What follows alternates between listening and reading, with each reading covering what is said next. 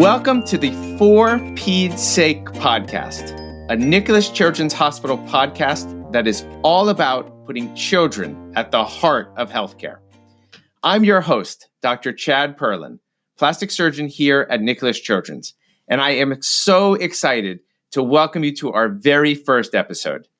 Today, we have two very special guests to discuss childhood cancer. And we're joined by one of our patients, an incredible young advocate, Michael Cramer, along with his mom, Ashlee Cramer. These two have not only faced childhood cancer, but have dedicated themselves to raising awareness about pediatric cancer. Michael, Ashlee, thank you both for being here today. Thank you so much for having us today. Oh, it's great to have you. We are so honored, and we're on the very first For Peds Sake. We're so honored. Thank you, Dr. Perlin. We could not think of better guests. We know you have an incredible story, and you've had an incredible journey here at Nicholas Children's. Tell us about it. Tell us about what you've been through and your experiences, and we'd love to hear about your work in advocacy, of course. Thank you. So, when I was diagnosed with cancer, I was 19 years old. I came to Nicholas Children's Hospital with my mom because a few months prior to this, I started to feel really tired. It was the COVID lockdown. It was around March of 2020 when I was starting to feel this exhaustion. And in June, actually, it was when we came to Nicholas. I did some blood work. I met with Dr. D'Angulo. He did some blood work, and he asked us to actually spend the night in the hospital because my labs were kind of funky. And at that point, I still wasn't really thinking much. I wasn't thinking cancer at all because I was young. I was an athlete at the time. I was a student in college. And before all this, I was a windsurfer on the Olympic development team. So for me, this was just like, okay, I'm tired for a few months. I'm not doing the things I love because of COVID.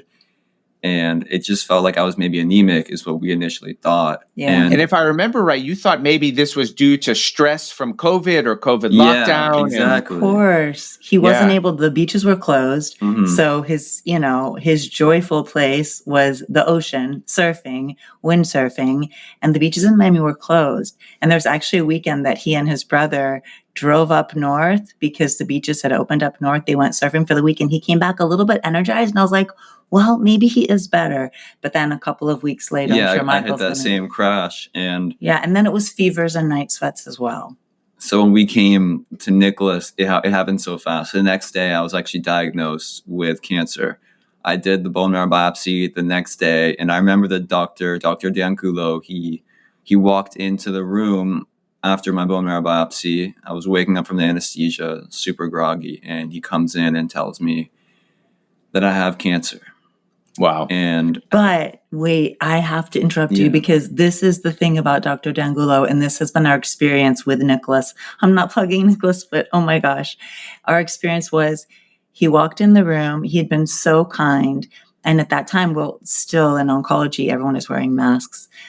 But you could see, like, when we were talking to him before, he had this like twinkle in his eyes. And when he walked in after the biopsy, you could just see his eyes that there was something. And he sat down, and the first thing he said was, what you have is treatable. And he ended up spending, I want to say, over an hour talking to us. He didn't even know Michael's exact diagnosis, but he got to know Michael. He found out that he was a surfer, that he loved the ocean. So he had talked about putting in a PICC line. He's like, no, I'm not going to put a PICC line. I'm going to put a port so that Michael can go on the ocean. He spent so much time making us. That's amazing. It was amazing. I was shocked because my husband went through cancer 4 years prior to this in an adult hospital, and we had such a different experience.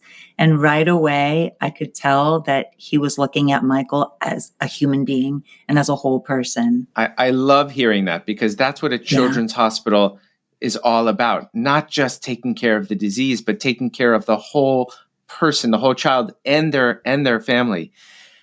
Michael or Ashlee, tell us the words that all parents and all of us certainly dread hearing, you have cancer. What was that like? And how did you cope with that when you first heard that? Maybe there's other families listening now going through the same thing, waiting for a diagnosis. How did you cope with that early on, either of you? It was extremely difficult. Those first few weeks before finding out my official diagnosis, it was a lot of sitting around, a lot of waiting, a lot of blood tests. We were still coming into the hospital. So it took 3 weeks to diagnose me with hepatosplenic T-cell lymphoma. And on July 14th, when I came in and I had that bone marrow biopsy, I spent a week in the hospital. And we went home with no official diagnosis, but Dr. D, he started me on steroids right away because it was going to be a treatment no matter what. And like my mom and I say, I think he saved his life. And by starting him on something, just knowing that a blood cancer, it would be part of any protocol. So he started him on steroids. Yeah. And to all the people who are dealing with the stress of having a new diagnosis or upon waiting for your diagnosis, you're going to get that diagnosis, and you just have to know that there is amazing, amazing doctors, especially if you're at Nicholas Children's Hospital. The team is very communicative, which is really helpful. So just stay on top of that, message your doctor, and just it's going to be okay if you're with the right people because you're here at Nicholas. So yeah, I mean, that is one thing that we did spend a week in the hospital knowing that he had either leukemia or lymphoma, but immediately we had an entire, within the 24 hours of him being admitted to the hospital, we had social workers, we met, the nurse practitioner, we had the nurse navigator, we had everyone. I had a stack of cards, but it wasn't even just like I had a stack of cards. It was like, I had a stack of people, all these people that came in, that sat down, that talked to us. It was amazing. I couldn't believe the energy and how much love and support we had. And I love that there are residents, and it would be really cute because Dr. D would walk in with like all these residents and he would talk to us, and all the residents were so interested and curious. It felt like immediately we did have a family. It is a challenging diagnosis. When you hear your kid has cancer, it's scary and it's overwhelming because you're given so much information. One piece of advice I would give is you're going to get so much information, but try not to cut yourself off. Try to open yourself up. And I just feel like also Michael did a really good job of communicating. Of course, we're blessed he was 19. I know some people have younger children. But I think me too, immediately we talked to the nurses, we talked to the doctors, and we got to know them, and it became very reciprocal. And I had a therapist right away. Yes. That was one of the beneficial things, was a child life specialist actually came into my room.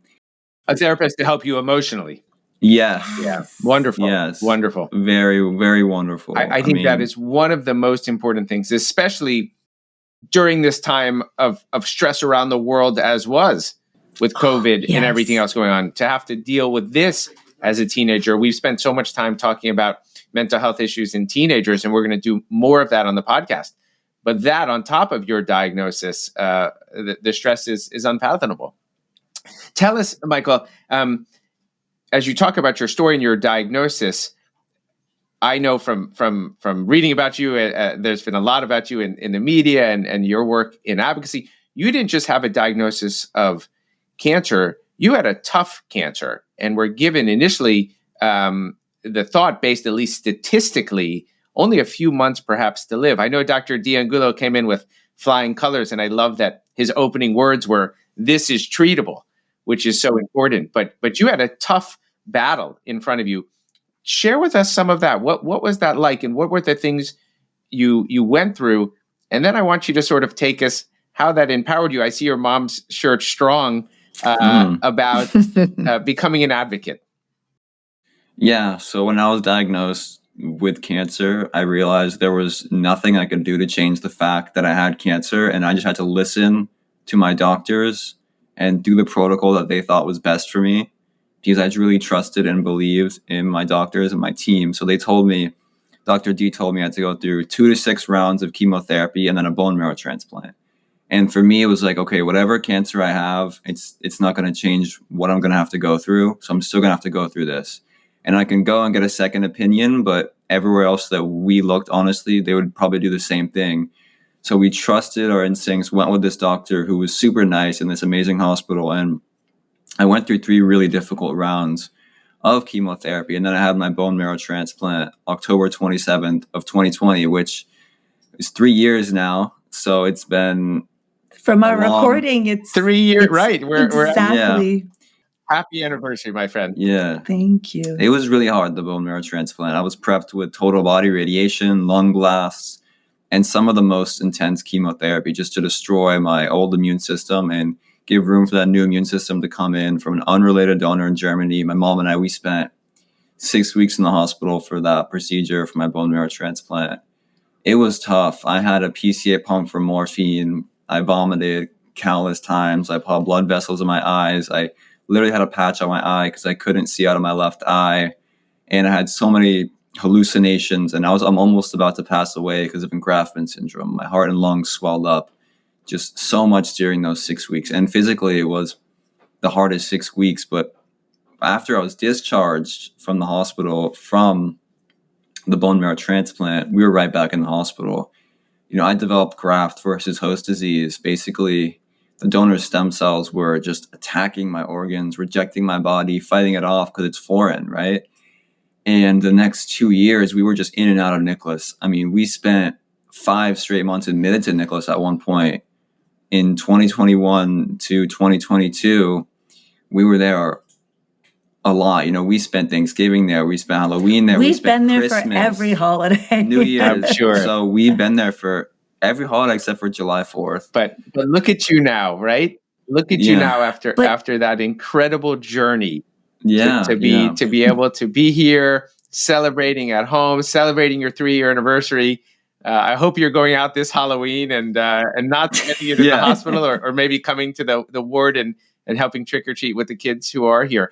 Tell us about your advocacy work. This is something that we are all so impressed with both you and your mom, your whole family, really fighting for others going through the same thing. We'd love to hear about this. Yeah. I think this started, though, going back to when we were admitted to the bone marrow transplant unit. They were like, Ashlee, you can decorate his room any way you like. You can do what you want. So I bought lights, and I put up posters of pictures of the family. And the other thing I did was I put some posters of motivational signs. And one of them, it's not what happens to you, it's how you react that matters. And I think that became a very big mantra for us. And another one of the posters was, the best way to help yourself is to help others. And I think Michael took that to heart. And for me, I was a teacher before, so I've always been in service. But when Michael started getting all the complications and we realized, okay, we're not going back to the life we had before, at least not right now, there was a moment when we started posting on just like Instagram and TikTok, and we started sharing the story, and then people were reacting. They were giving us so much love, and the feedback was so positive. So we wanted to dig a little bit deeper. So that's when we started our podcast, Michael and Mom Talk Cancer. And it's really happened organically. I think we didn't plan anything out, but little by little, we've been asked to speak at places, and the more we do it and the more we give, the more we feel we get in return. It's one of those reciprocal feelings, and it's been really important on this journey. He was given a diagnosis of a cancer that's very rare. And actually, when Dr. D'Angulo told us what Michael had, he actually said, don't Google it. And we didn't. And we didn't really know about his 8-month prognosis until much later. But I think that we knew it was going to be tough. We didn't know it was going to take this long. But it was just initially, you know what, if we can help someone else going through something tough like this, and now graft versus host disease is also a big adventure in our lives. We're still in the hospital a lot. And so I think that we want to help people that are going through this. I see caregivers struggling. I talk to them in the hospital. Michael sees other patients that are struggling that need connection. And we're like, we're here. We've been through it literally today we were at Nicholas. And I was talking to another patient who had a bone marrow transplant as well. And it's tough, but it's always moving to talk to other people who have been through something similar. And that's why we do what we do. That's why we lead support groups. That's why we speak. That's why we do social media, just because we know we got so much help and so much support. So much. And not everyone that I know and I've met online that's had a hospital like Nicholas. I've heard horror stories from people who literally had the worst experience of their life in the hospital and hated it. And I'm talking to them and I'm like, we I love our the hospital. So we like to go. Everything we do is to help others, because we've just been so blessed we've had a tough thing going through all this cancer, but it was the best case scenario for the worst case scenario. Oh, we've amazing had story. Our nurses.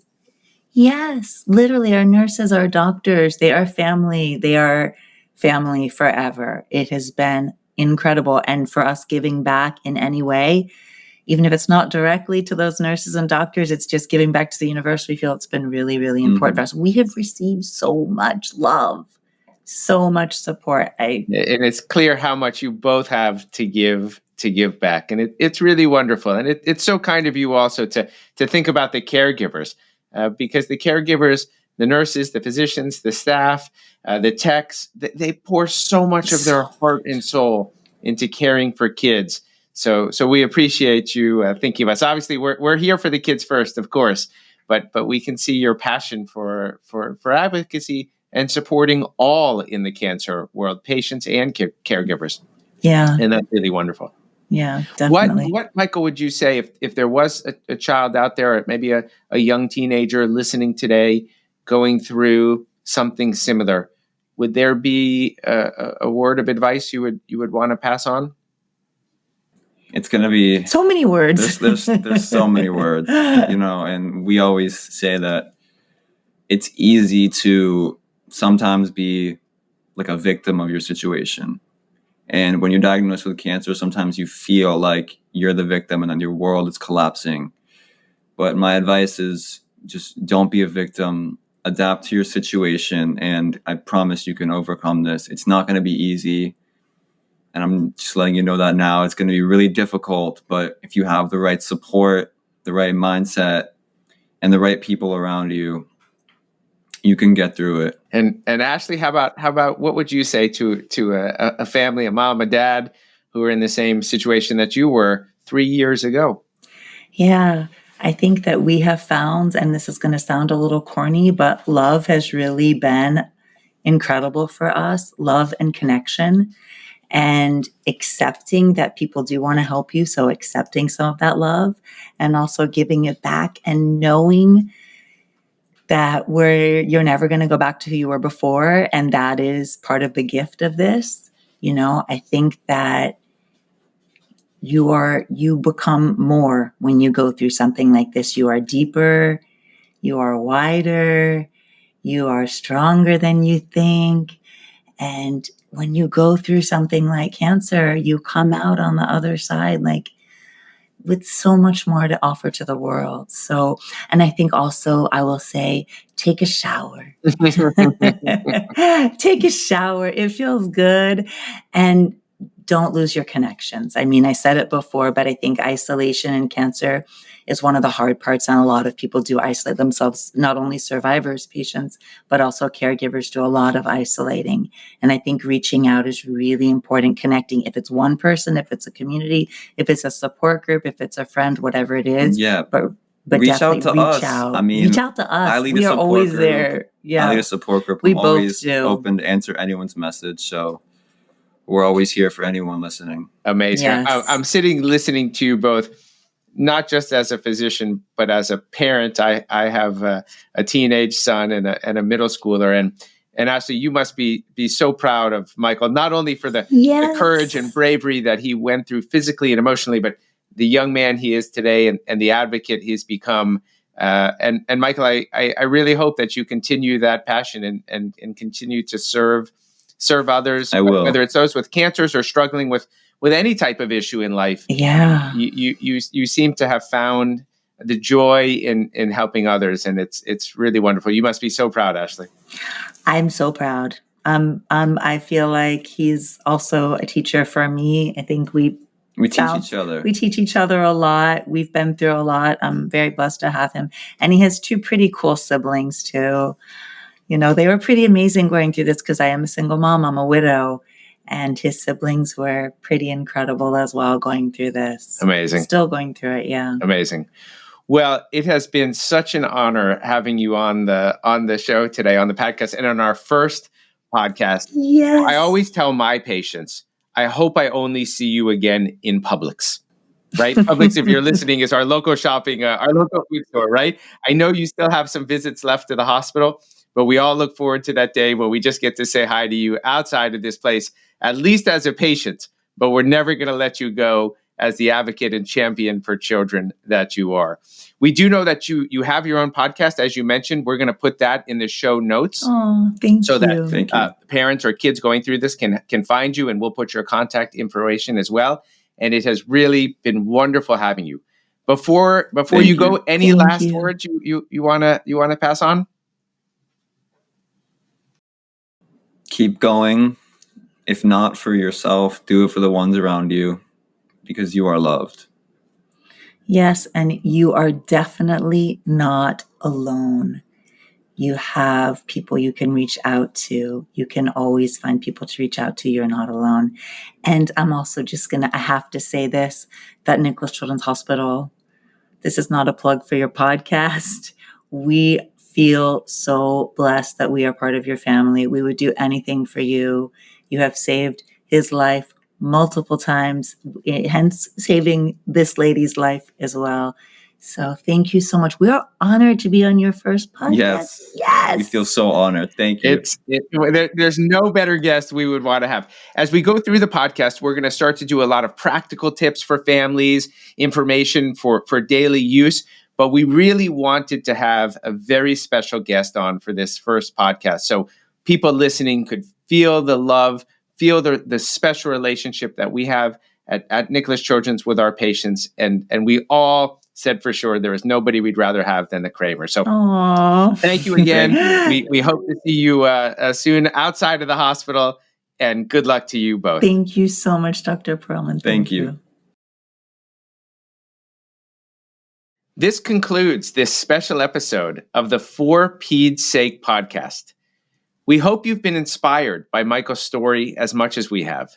If you'd like to support patients like Michael, Nicholas Children's Hospital has a donation page set up to help support pediatric cancer research and world-class care, and we'll show this link in the notes if you'd like to donate. Together, let's make a difference in the lives of children and families affected by pediatric cancer. Make sure to stay tuned for our next episode, and in the meantime, be sure to follow us all on social media channels. You can find Nicholas Children's Hospital on Instagram, Facebook, TikTok, and YouTube. See you next time.